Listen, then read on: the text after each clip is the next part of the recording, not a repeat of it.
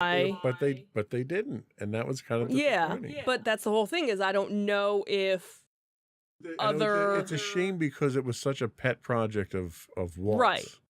To do. Right. He was so involved in doing that. Like, I would have liked to have seen more stuff with the audio animatronics and a little bit more of the history and the technology for that. But again, they had the different movies going on. In one of the movies, one of the clips they had was a behind the scenes of the Haunted Mansion. So they did have that. Let's run the video. Sure, you sure. Can kind of give us some commentary over the video and point out the things that catch your eye. Sure. So this was a cute little pre-show, I guess, when you first, walked in. And it was neatly done because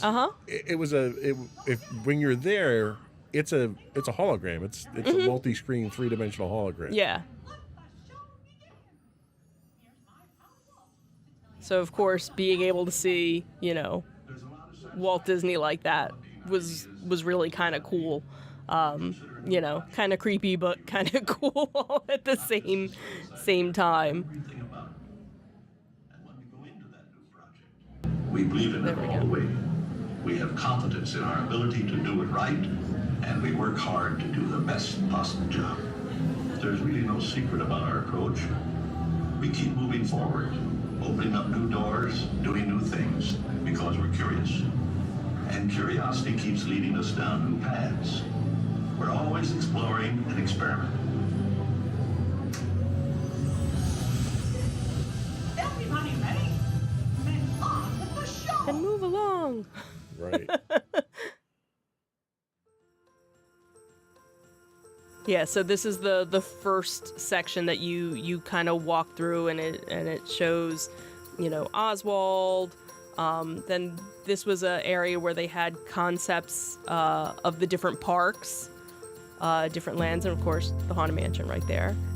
This was that book section that you were talking about. So this was talking about where they got the inspiration for their different movies and shorts and things like that.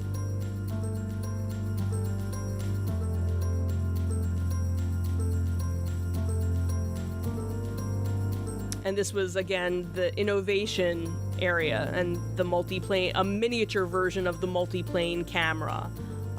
Talking about, again, that the first animated musical. And that was the original. They had the original scores there. Yeah. And the original, record album. Yeah, like this is where you kind of you feel the history here. Yeah.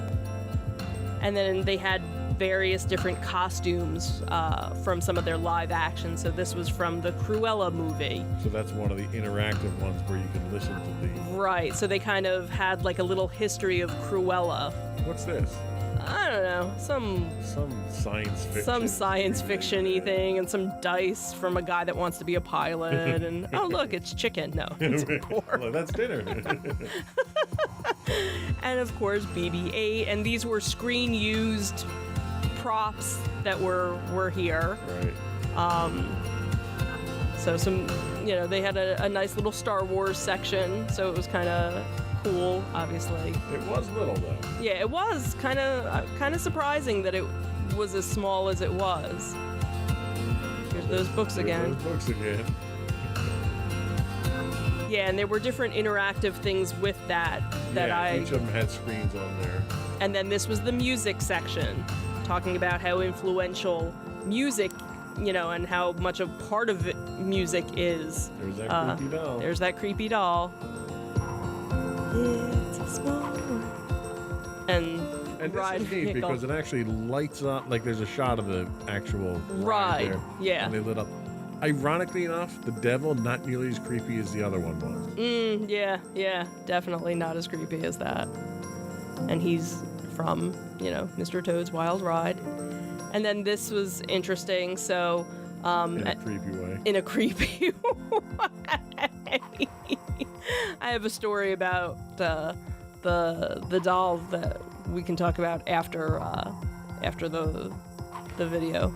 And then they had, a little bit of a Marvel section, so that was kind of nice to When to the be movie included. franchise makes as much as it does, you have to put something in from that. And then, of course, when you get to the end, there's a gift shop. There is a gift shop. They're very Disney of them. Surprisingly poorly stocked gift shop, though. Yeah, not as many exclusive things as I would have This was me expected. actually seeing things from the musicals. Too. Yes, they did a whole, so along with the musical, they also had the Broadway aspect of it. And then there's here's the that hero of Nautilus. The Nautilus. Like, it's literally 12 feet, 15 feet. Yeah, yeah. It's monstrous. And here's a creepy Olaf to go along with the other creepy characters we saw. Because again, this was part of the Broadway show, and they developed it and made the character, and then this was this really cool Cinderella's castle that was kind of towards the end of it with the fireworks. Not so loud fireworks. Not so loud fireworks. And you never get to watch fireworks when we're at the parks. I very rarely do. So this was I never get to see them from the right angle. I'm usually seeing them from the backside of something because our daughter is not a fan of loud sounds. But now with, AirPods, she could. Right. And maybe I'll actually get to see fireworks the next time we go. So what was interesting about that Mickey doll was, again, one of the specials that's on Disney Plus, where they kind of do a behind the scenes thing. And this is from one that was from a couple of years ago, so it's not new. But if you go on Disney Plus, you'll find it. They talk about that Mickey doll because when his shorts, became available, there was this woman who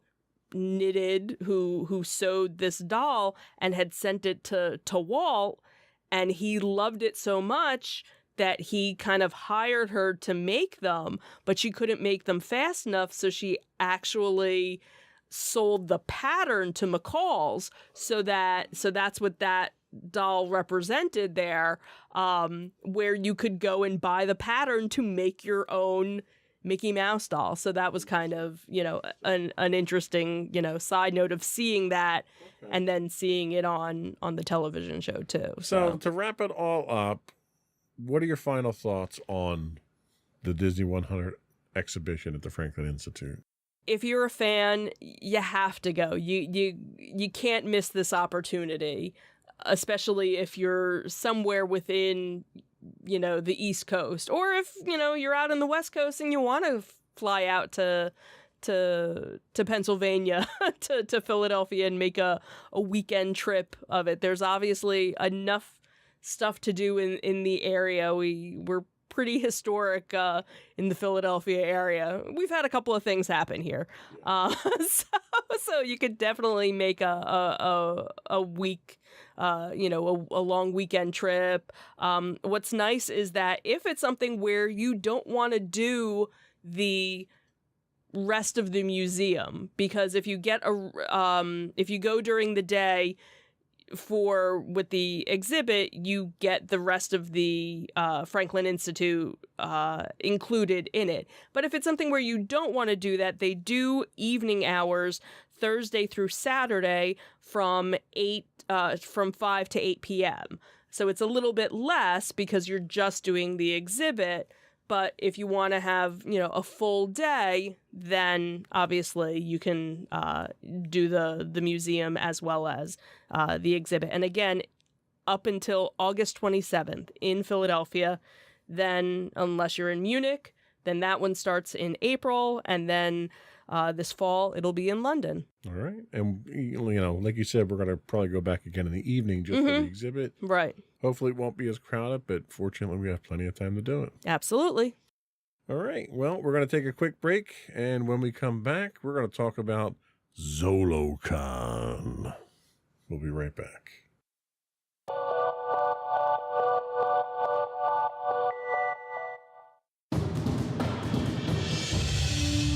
For over 7 years, The Second Sith Empire has been the premier community guild in the online game Star Wars: The Old Republic. With hundreds of friendly and helpful active members, a weekly schedule of nightly events, annual guild meet and greets, and an active community both on the web and on Discord. The Second Sith Empire is more than your typical gaming group. We're family. Join us on the Starforge server for nightly events such as operations, flashpoints, world boss hunts, Star Wars trivia, guild lottery, and much more. Visit us on the web today at www.thesecondsithempire.com.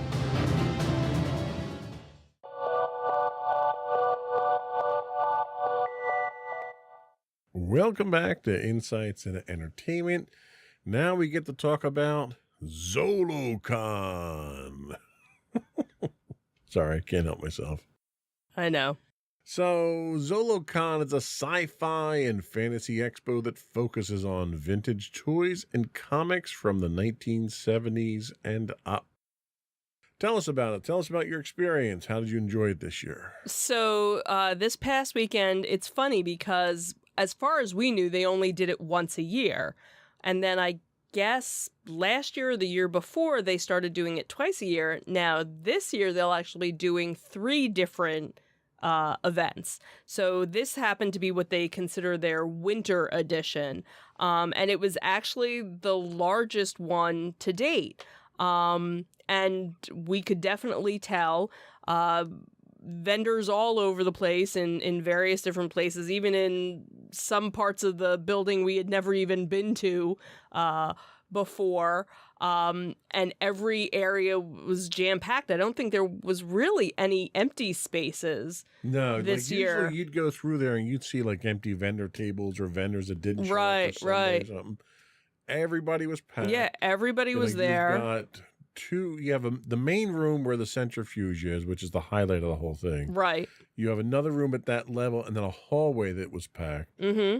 Then you have the upstairs room. Right. Where you've got 2 rooms split by a bar, which, by the way, they had alcohol on the main floor this time. Right, so right. You can get drinks the whole time and get sloshed while you're buying lots of toys. Right, right. And then down on the first floor, they had vendors there, which they'd never had before. And they were also doing tattoos. And they were doing tattoos. There were a couple of different tattoo artists, which that seems to be like the new thing at toy shows and conventions is to have a various tattoo artist. Go buy a Luke Skywalker and get a tattoo while you're here. So not only did we find the exhibition area downstairs, we also happened to find the restaurant they had there that we never knew they had. Right. And I think that's relatively new as well. So that might have, been something that they started. Well, I did see the one sign that they were normally open just like Fridays, I guess, during the week.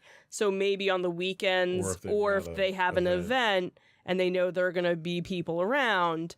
Because I can't see just going there for a meal. It's kind of out of the way. Well, and that's it. The complex that they're in. Right. Is an office complex. Right. There's a school in there. There's a manufacturing in there. So I could see like on a Friday. There's a lot of different stuff that's actually in there. Right. At what used to be the Brewster Aviation plant before World War II, and then it became the naval testing station as well. So again, Philadelphia, a lot of history just in that one little area there. Yeah. How were the crowds? It was crowded, but it wasn't, it wasn't unmanageable. It was because everybody kind of flowed through, and it's done in such a way in the main room because it's where the centrifuge is. It's a big circular room. They do 2 rows. So they have the inner circle and they have the outer circle. So it's like a dartboard. Yeah.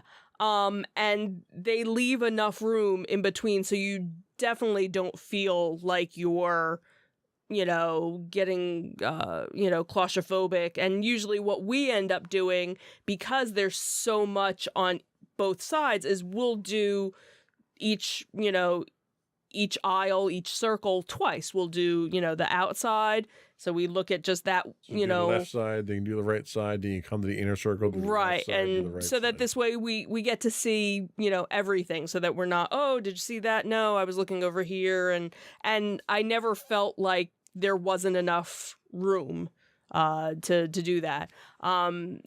They do have stairs to get to the upstairs area, but there's also elevators, which were very spacious, because we ended up taking 'Cause that. it was like a cargo elevator. Yeah. So Which was themed, by the way. yes, it was. It was space themed, so it was just so. That was kinda neat. That part is kind of cool, but they have something for everyone.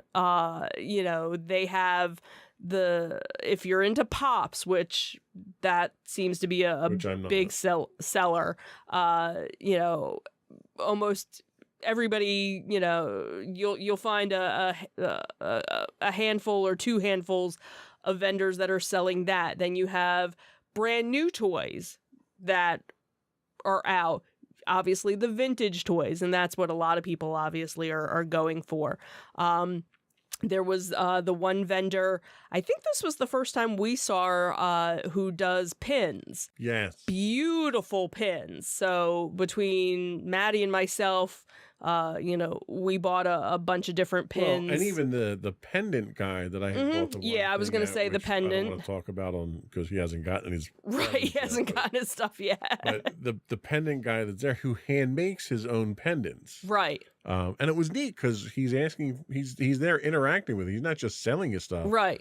He's soliciting input for what you'd like to see him make Right, in his like next show. what would you like me to make? So that's what's always so cool about these events is it's that unique item that you didn't know existed maybe, or you did and you're like, the one guy who we've seen, because again, we go to so many of these now that we run into a lot of the same vendors, but Right. it's like, okay, well, what do you have for this show?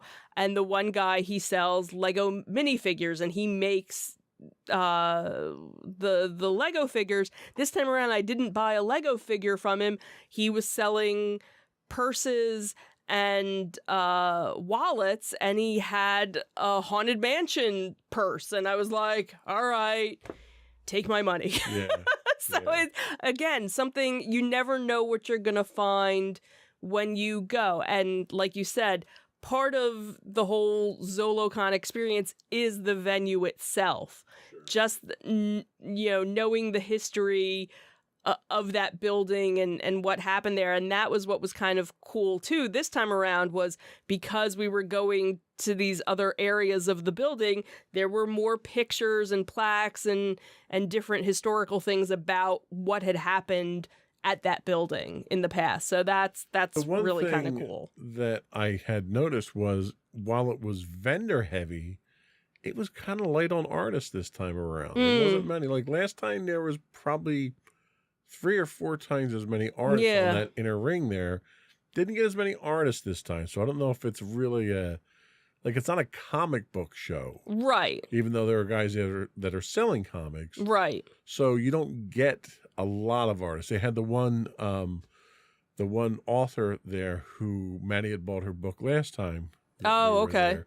But not really a lot in the way of artwork, Right, which I don't have enough room on my walls right now as it Mhm. is, but right. kind of noticed that was one of the big changes. They also changed the refreshment area up here Mm-hmm. this time because they put the alcohol down where the refreshments were, so you didn't have the seating area there.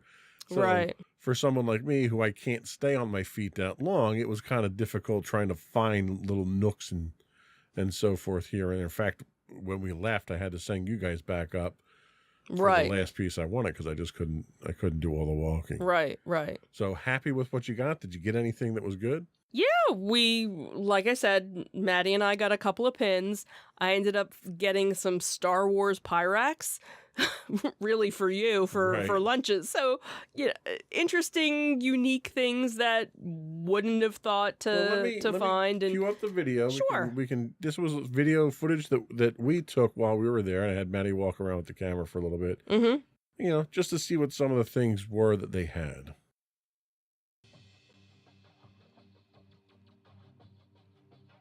Yeah, so it's neat to see, because again, here's the big giant centrifuge and various space stuff just there while you're walking around. But you can see how wide these aisles are. So yeah. there's plenty of room Yeah. for the aisles, which is nice. So you're not elbow to elbow with people. Right, like right. Some of the shows. Right.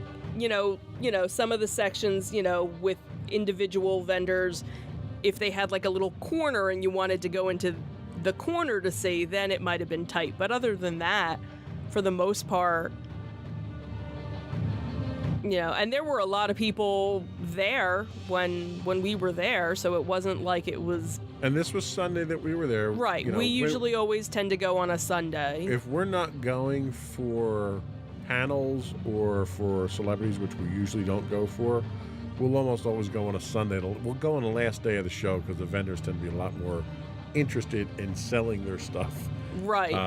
Yeah, and you have, a bunch of the vendors with homemade, a couple of vendors with D&D stuff, dice right. and dice towers, which, it's kind of nice to see that coming into its own now. Right.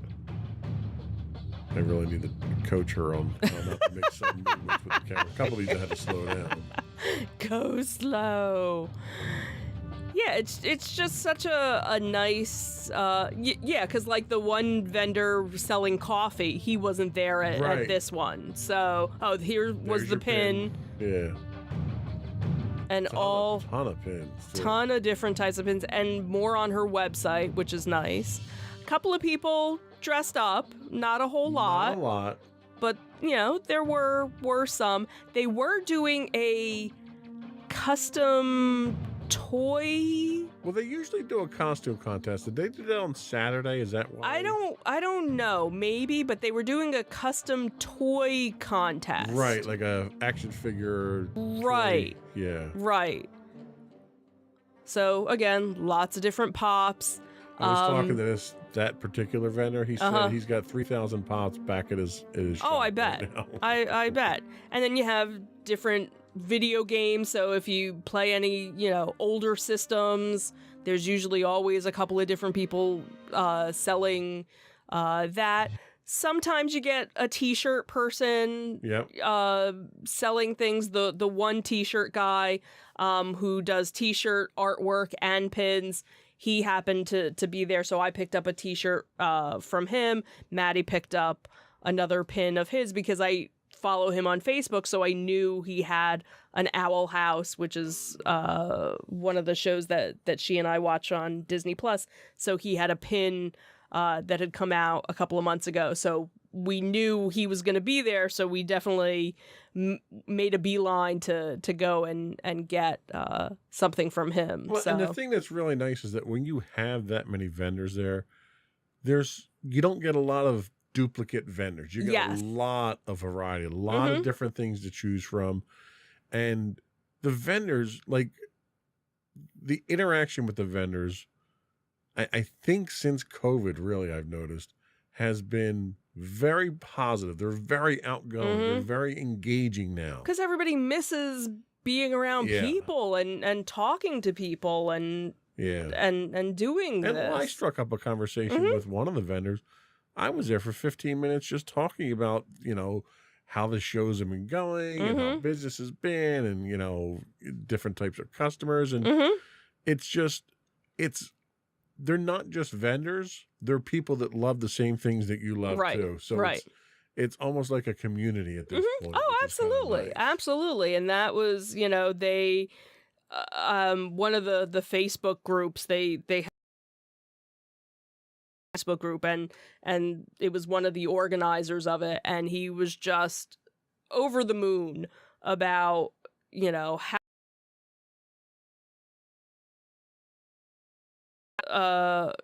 attendance to date, and that they couldn't speak, they had so many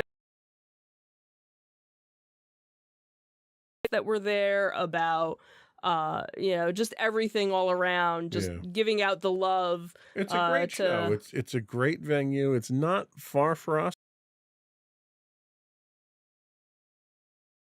About 45 minutes for us, yeah. So it's not that far from us, and it's just it's a nice day out. Mm-hmm.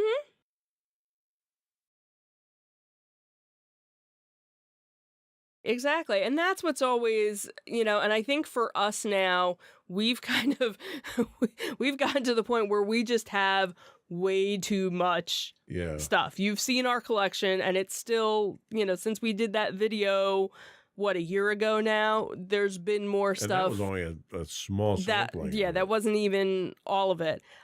Where we've kind of come to the conclusion we don't need to buy anything more. So for us to go to a show